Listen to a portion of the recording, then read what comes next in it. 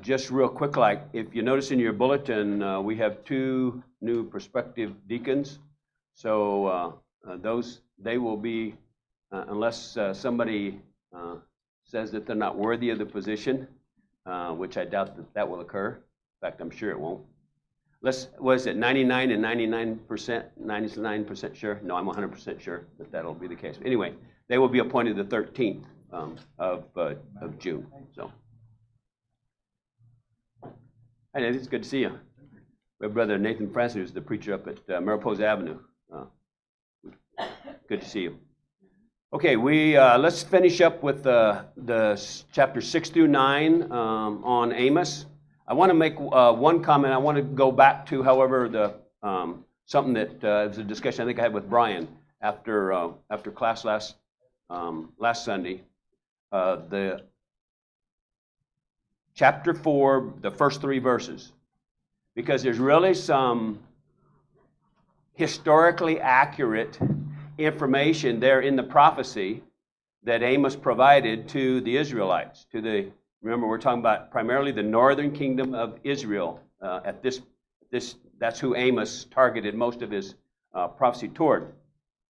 But in verse 1, of course, they're referred to as in the New American Standard, it calls them the cows of Bashan, but the New King James and ESV use I think they use the term kine, K-I-N-E. And kine was a specific reference to the fat cows of Bashan. So what the prophet is indicating here is that and there's two schools of thought here. The specific reference is to the ladies that sit around in this leisurely life, these rich and wealthy, and they bark orders to their husbands about things that make the poor poor and the richer richer. So there's that reference.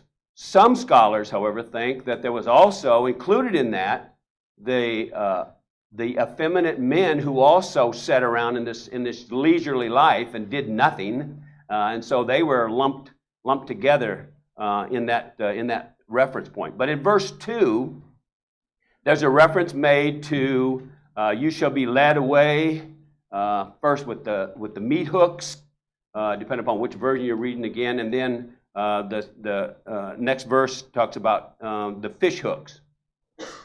Now, and again,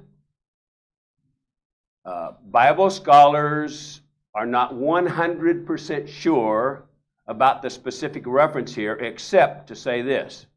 If you look at historical, and if we assume that it's Assyria that Amos is talking about here, we can look into the historical information and, by the way, archaeological information that has been uncovered.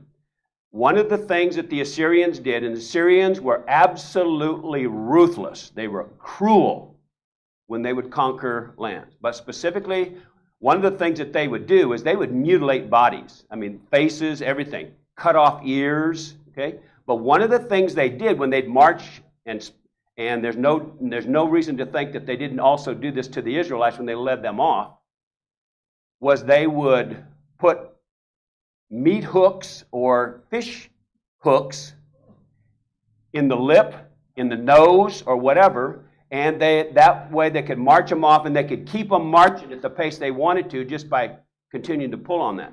Now, Brian made a good point. Some of the research that he has done, the references that he has seen, is these meat hooks that are talked about putting in the lip, it actually went through the lower palate also. So that, when they talk about how Jesus was crucified, about the nails being driven in his hand for years and years and years, we always thought it went through the palm of the hand. No, those likely went through here, and the reason is because this bone here would keep him from, literally falling off of the spikes. And so by putting the hooks through the lower palate, through the lower bony part, those hooks are not going to come out, okay? And they're not going to be able to get away from them. But anyway, that's what they would do, is they would put them in, and they would literally lead them back to Assyria or wherever they were taking them. And so If you look at history of the way that they behaved and what they did, there's no reason to think that they didn't do the same thing to the northern kingdom of Israel as they led them off into captivity. And the actual historical conquering and siege of first at Damascus, and then moving on down into the other parts of the northern kingdom of Israel. In Damascus, it was about 732 BC. This siege, what Assyria was doing was they were trying to get control of the entire land, all the way from their seat, all the way down through, all the way to Egypt, to keep Egypt from prospering from anything. And so the invasion of the northern kingdom of Israel, and then on down along the coast, because there's also later references to Assyria conquering not only Samaria, but then down into Gaza, overtaking it. This took about a 20-year period. So it wasn't just like something just happened. You know, they spent 3 years in Samaria trying to conquer that. And so the point being is that when this siege took place and this conquering and leading off into captivity, the total time that this was taking place was over about a 10-year period, just for the kingdom of Israel. Because Samaria was finally conquered in about 722 BC. So there was about a 10-year difference between when they actually went into Damascus, conquered it, and then took on Samaria, and then it took them about 3 years to conquer it. But we know that in 2 Kings, the 16th and 17th chapter, if you read that, it gives you the historical perspective as to what took place, is that the people of Israel were led off into Assyria, which fulfilled the prophecies that we're going to see in chapter 6 now, as we turn to chapter 6, about them being led off into a captive land or dying on what was recalled on foreign soil. They would not die in their own land, and they would be, the reference is made that they would be scattered abroad, or they would be in foreign lands, they would be in different lands. And I'll tell you about some information regarding what's referred to as the 10 lost tribes of Israel. But now let's turn our attention to chapter 6, the first 6 verses.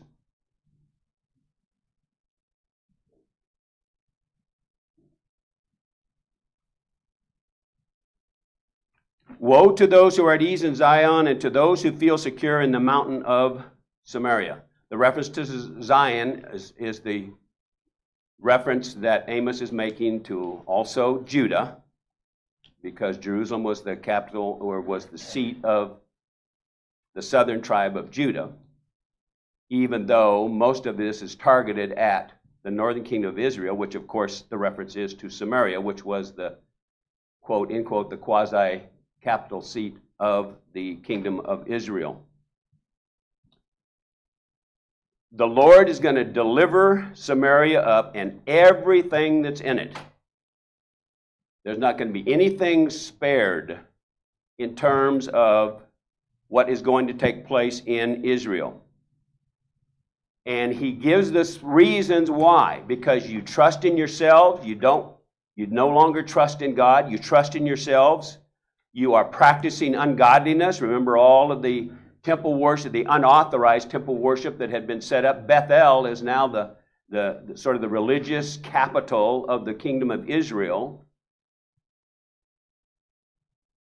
And so for their ungodliness, they're straying away, completely straying away from the Lord. And we'll talk about 3 specific situations here that the prophet will address.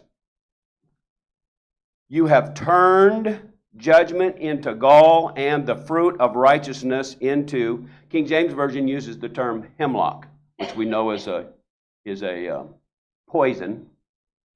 In fact, Socrates died after he drank hemlock.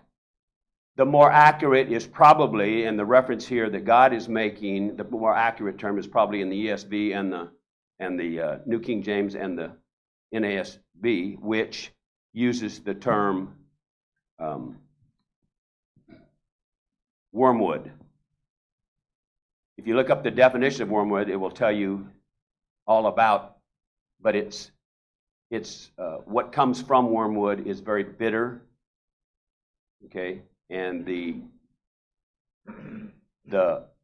juice or the sap, whatever you want to call it, that you get from that particular plant, if you drink it or taste it, it has a very bitter taste to it. So the point that the Lord is making here through the prophet is that the way that you practice your religion, quote unquote, it's sour, it's bitter. You've turned righteousness completely around, and instead of something that is very good, righteousness being very good, you have turned it around the opposite direction into unrighteousness, which is very bitter. It's a bitter fruit. And that's what the Lord is dealing with in verse 12. Now, in verse 5, because there has been some misuse of that particular verse in terms of instruments of music being used. Verse 5, it says, who improvised in the sound of the harp, and like David have composed songs for themselves. That's the New American Standard reading. Some used to think, or the thought used to be, that there was some reference being made to this being used in religious practices. And that's not what's being referred to there. What's being referred to there is that David used to make instruments. The instruments that there's referencing here is the ones that they used to use for all this, remember all this revelry and all of this hooping and hollering and all this, all these festivals and everything that they've been involved in. They're very elaborate and they're very worldly. Okay? That's what's being referred to here, is those instruments that are being used, not in any way, shape, or form related to any form of instrument being used in worship. So it can be neither a reference for or against the use of musical instruments in worship, because that's not what the reference is being made to there.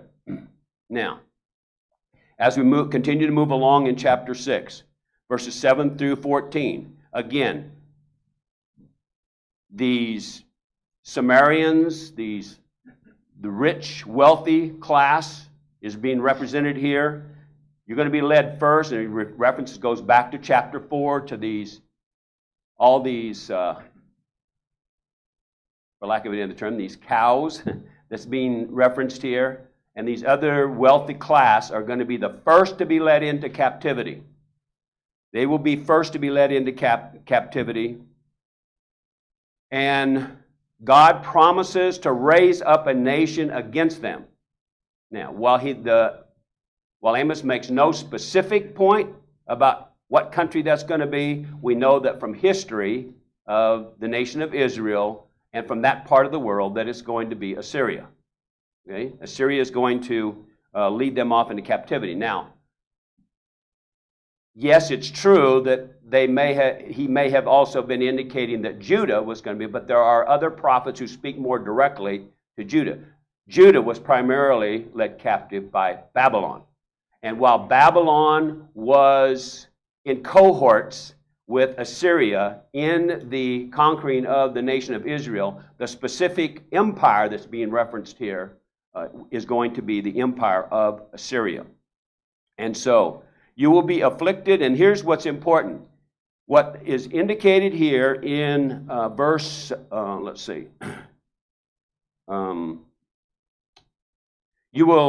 Therefore you will now go into exile, and the head of the exiles and the sprawlers banqueting will pass away. And then there's a reference made to specific portions of the land that's going to be devastated. It's going to be conquered, and it's going to be led into captivity. Look on your map, that if you still have it, that I passed out to you last week, and also the one that Charles passed out either last week or the week before. The reference to from Hamath to the valley of Arabah, or Arabah, okay? That is a specific reference that from the northernmost part, because remember that under Jeroboam II, specifically, and the kingdom of Israel had acquired vast amounts of land, even up to the north. So the borderline between Assyria and the northern parts of the kingdom of Israel was almost right up next to each other. So the reference to Hamath, and you can see the city of Hamath, which would be north of Damascus. It shows up on the map that Charles gave you. But if you look at the map that I gave you last week, if you look at Damascus and you go about 120 miles north of Damascus, north and just a little bit east, you will have the city of Hamath. That was considered to be the northernmost part of the kingdom of Israel. Let me, I think I have, Nathan, yeah, here we go. Here we go. You bet. So the indication here, and what the references meant, is about from your northernmost border to your southernmost border.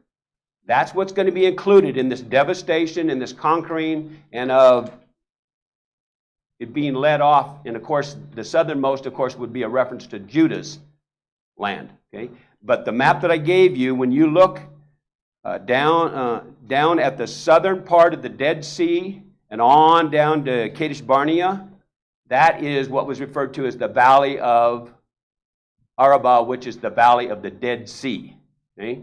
And so the indication here is that from the north to the south, as far as the property that you have or the land that you own, it's going to be taken away from you. That's what that reference is to in terms of the conquering that's going to take place. Now, any question or any comment about that? All right, now we get to chapter 7. In chapter 7, Amos will tell the nation that there were two occasions, or there will be two occasions, when, because of my plea, or because of the prophet's plea, as however you want to say it, that the Lord changed his mind, the New American Standard says, relented, New King James and ESV. Whether the first three verses are referring to a specific attack on locusts, or it's an analogy or a metaphor, and whether there was a literal fire, verses 4 through 6, the point here is that this is the Lord doing it. This is Jehovah God doing it. Because the prophet made a specific plea to the Lord changed his mind about using this as the final means of bringing the nation of Israel down.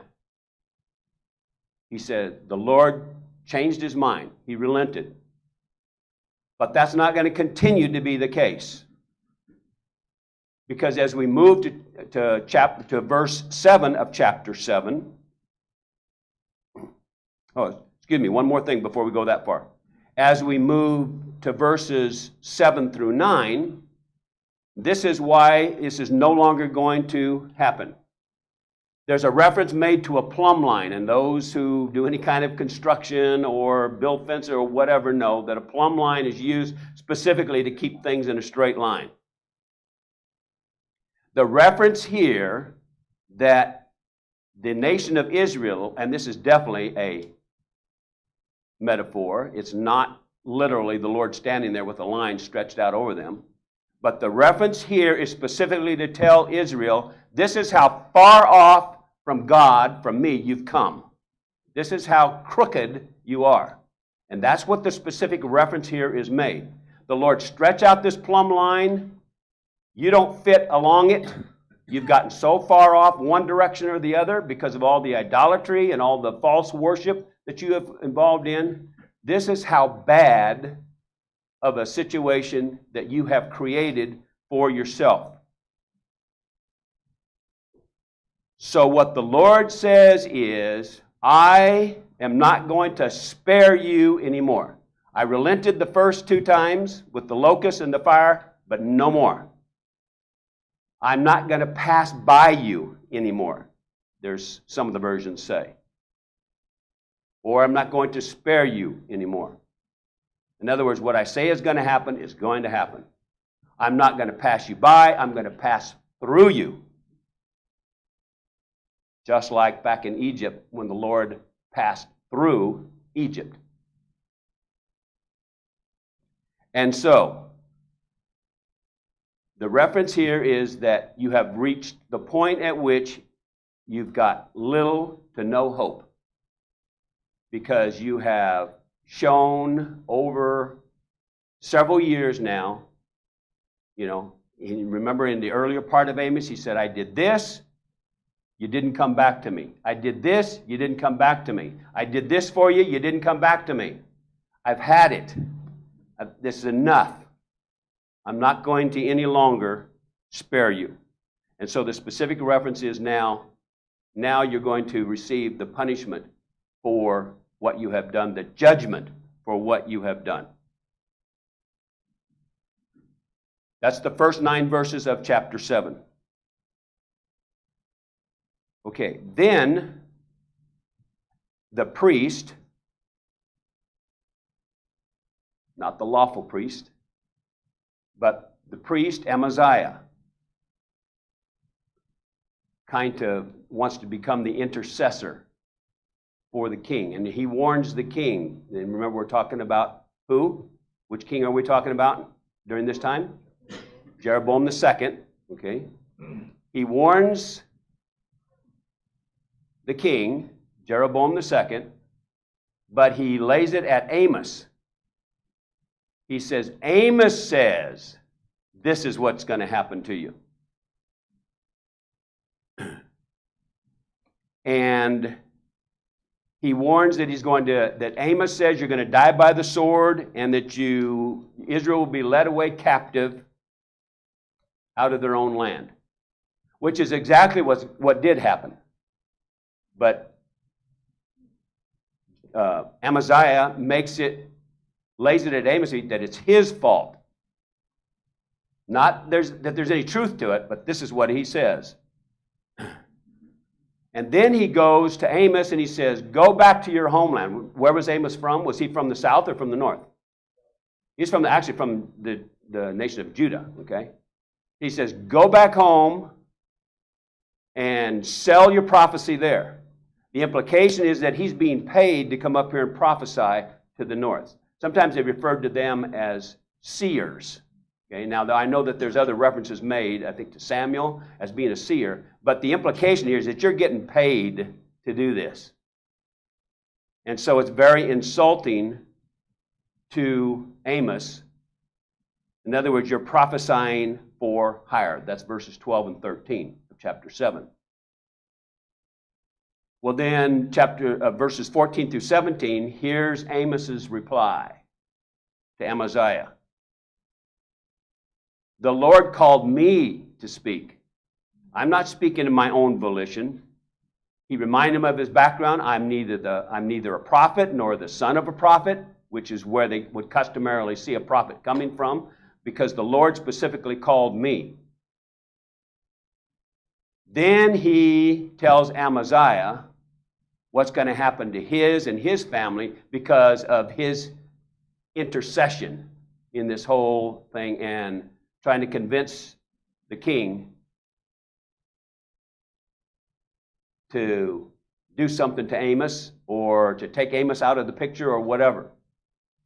What he tells him is, this is in verse 17, your wife will be a harlot in a city, Your children will die by the sword. The land will be divided. You'll die in a polluted land. And Israel shall surely go into captivity. Well, guess what happened? Exactly what he said is going to happen. Okay?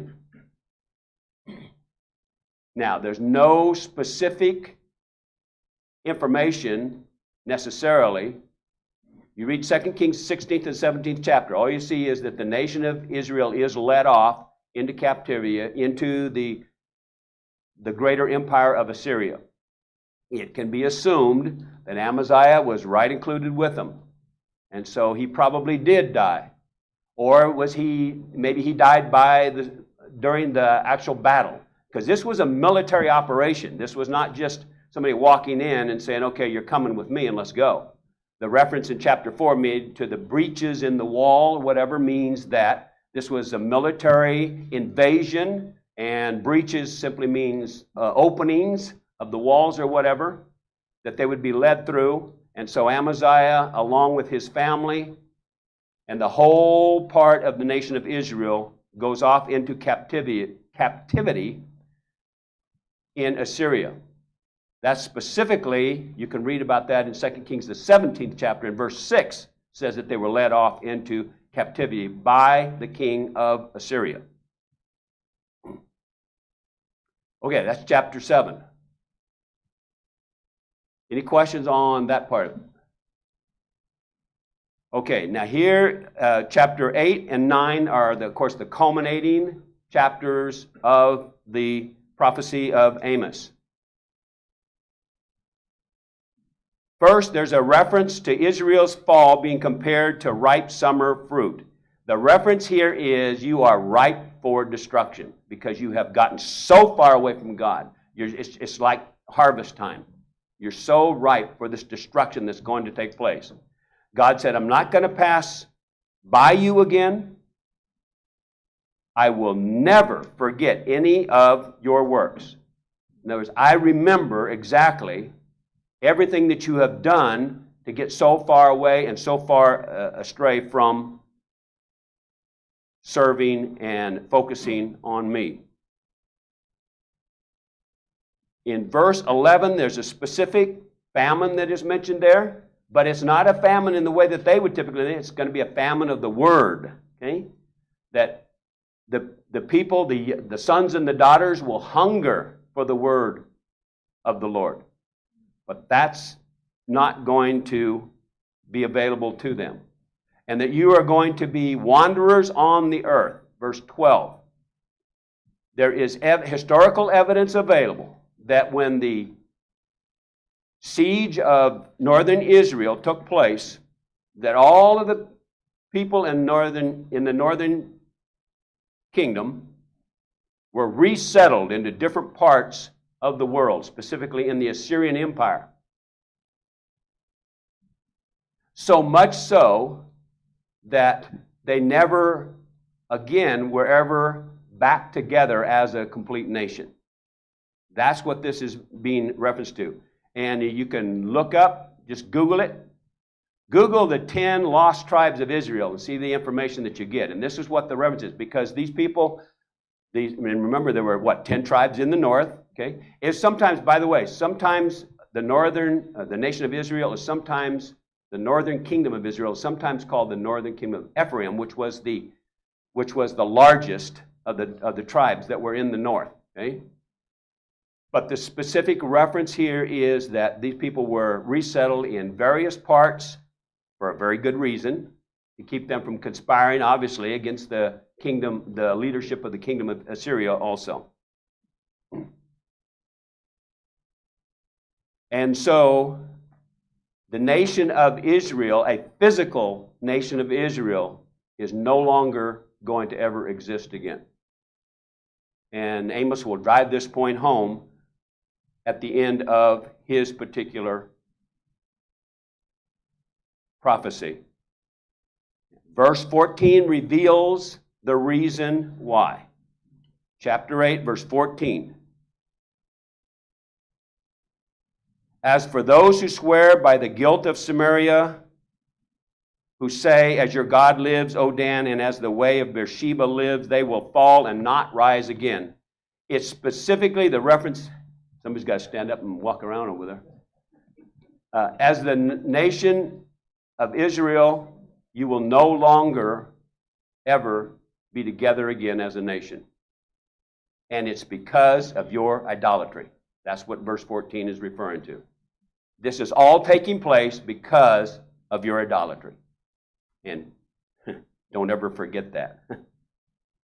Now, Homer Haley makes a good point about, and this is a lesson for us even today, in his commentary on this particular part of it.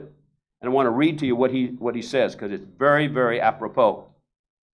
On page 122 of his commentary that both Charles and I are using, he says, one of the great lessons of the prophets and of history is that in back of a nation's decay, in moral, social, and political life, there is first a decay in its religious life.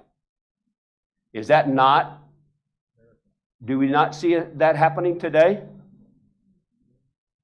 Right here in this country. We used to look at it as always other parts of the world. Well, guess what, folks? It's come home. See? Doctrinal decay leads inevitably to decay in all phases of life. And so our constant prayer should always be, Lord, help this nation get back to you. Because if the nation gets back to you, then all these other evils, these other problems will go away. Okay? Now, verse 8 of chapter 9 is important. We'll start in verse 8. Okay?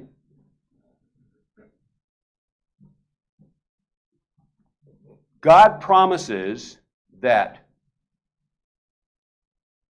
He will not, and the term is utterly, think of it as completely, He will not completely destroy Israel. Now, turn your Bibles to Jeremiah 46:28, because Jeremiah also made this specific point also. Jeremiah 46:28. The prophet says, O Jacob, my servant, do not fear, declares the Lord, for I am with you, for I will make a full end of all the nations where I have driven you, yet I will not make a full end of you, but I will correct you properly, and by no means leave you unpunished. This is to Jacob. Okay? What the Lord is saying is that there's going to be a remnant, or there's going to be a situation that's going to be created where the nation of Judah or the house of Judah will exist again. After he makes an earlier point that nobody's going to get away, you can't hide from God's wrath, verses 2 and 3. All sinners will die by the sword, verse 10.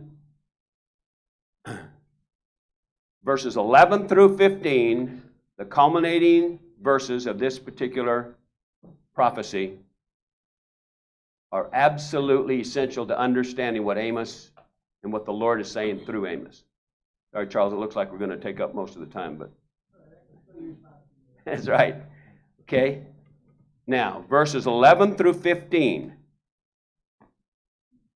In that day, I will raise up the fallen booth of David. This is introducing, and it has to be seen and has to be understood as being messianic. Now the prophet is talking about the Messiah. And that's the way it needs to be understood, to understand it properly. Hope is held out for Israel in the future. It is to be it's a hope under Messiah. It will not be physical. He's already said it's never again going to be physical. You'll never rise up again, but it is going to be spiritual. In verse 14, I will restore and I know the New American Standard says captivity, but I think that's misleading. better New King James and ESV uses the term fortunes. Okay? In other words, I'm going to restore back to Israel their fortunes. They will rebuild the ruined cities and live in them. They will also plant vineyards and drink their wine and make gardens and eat their fruit. I will also plant them on their land, and they will not again be rooted out from their land, which I have given them, says the Lord your God. Well, he's already said they're not going to rise up again, so he can't be talking about a physical. Okay?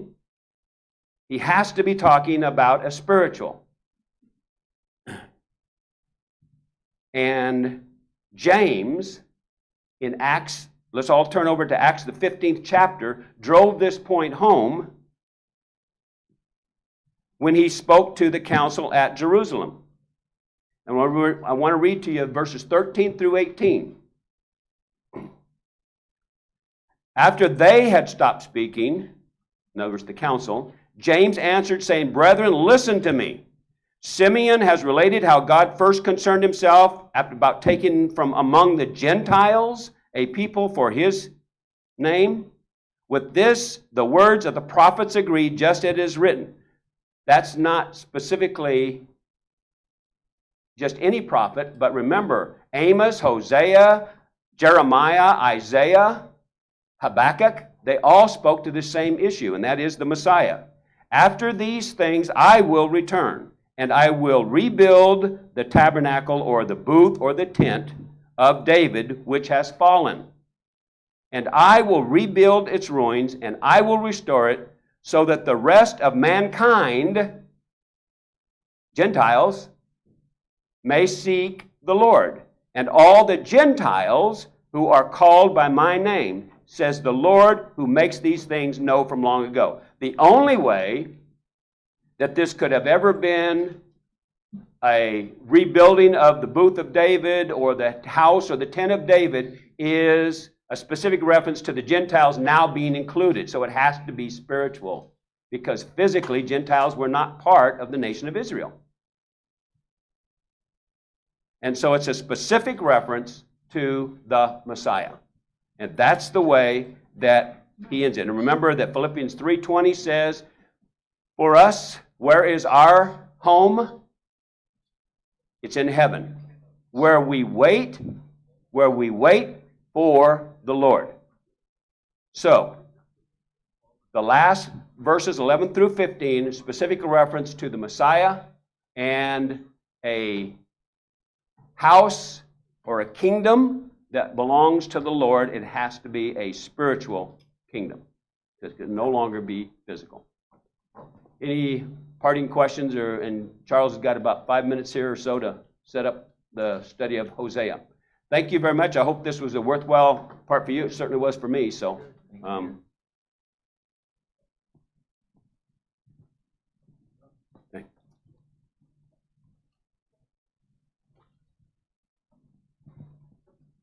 One of the things I need your mic. do you? Oh, maybe not. Yeah.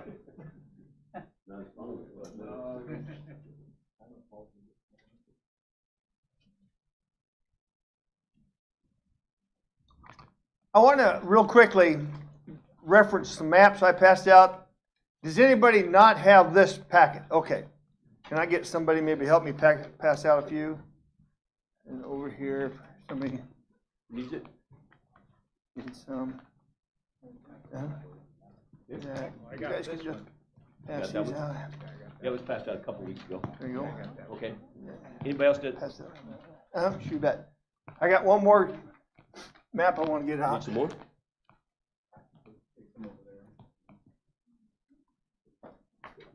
Yeah. I think this might be helpful. Thanks.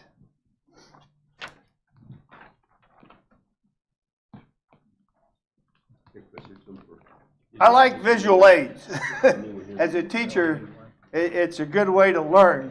And I just wanted to go briefly kind of over these maps. When I spoke last week or the week before that, on Jonah, that first picture here is obviously Jonah's attempt to go to Spain to get away from God's command to go to Nineveh, and we know how that turned out. We talked about that in general. the map below that kind of shows you where Nineveh was and is in Iraq, near Mosul. If you turn to the second map, right here, the top one shows you a proposed boundary of Assyria. This was a proposed boundary that the U.S. allies were told to the U.S. in World War I, but it obviously never came about. Okay? As Wayne said, Assyria does not exist in what we think of it today. But there's over 5 million Assyrians throughout the world, mostly settled in Turkey, Iraq, Syria itself, and obviously in the United States, all over the world. If you look at the bottom map, that gives you an idea of the Assyrian influence of the time. Quite large, if you will. Covered a lot of ground, a lot of land. And then the third one we talked about a little bit is just basically the kingdoms of Israel and Judah after they were divided. Okay? And then that last individual map I gave you shows you where the 12 tribes are. And I think as we go through this study and we talk about places and the different tribes and the lost 10 tribes that Wayne referred to as they don't exist anymore. And we'll see why.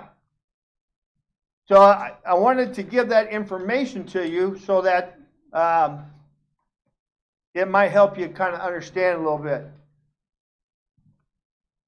Why was the prophet Hosea tasked by God to prophesy in Israel? The answer to that is because nobody listened to Amos, unfortunately. And with God sending Hosea to prophesy, what does that tell you about the nature of God?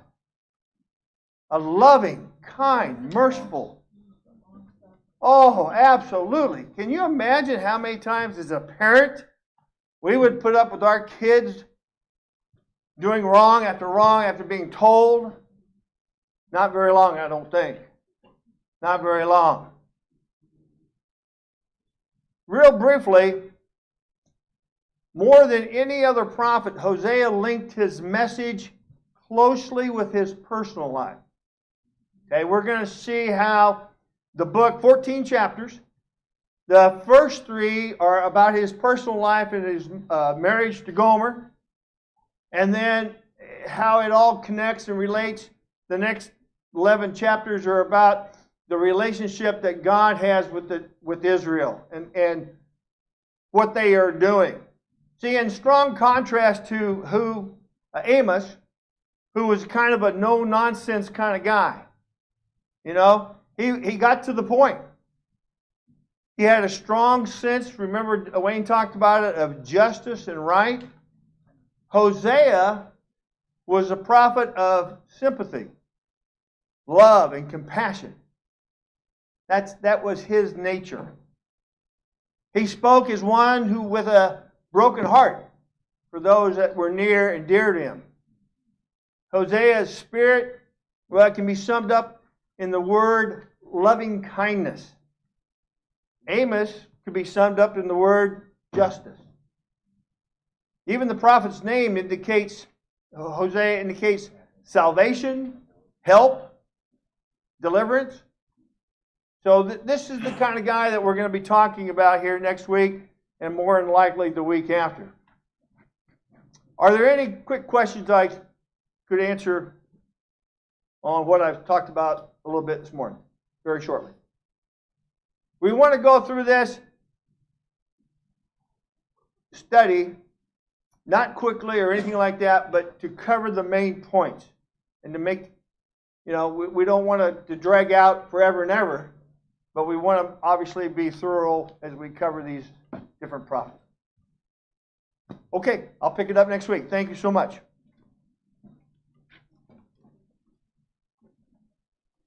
if there's any extra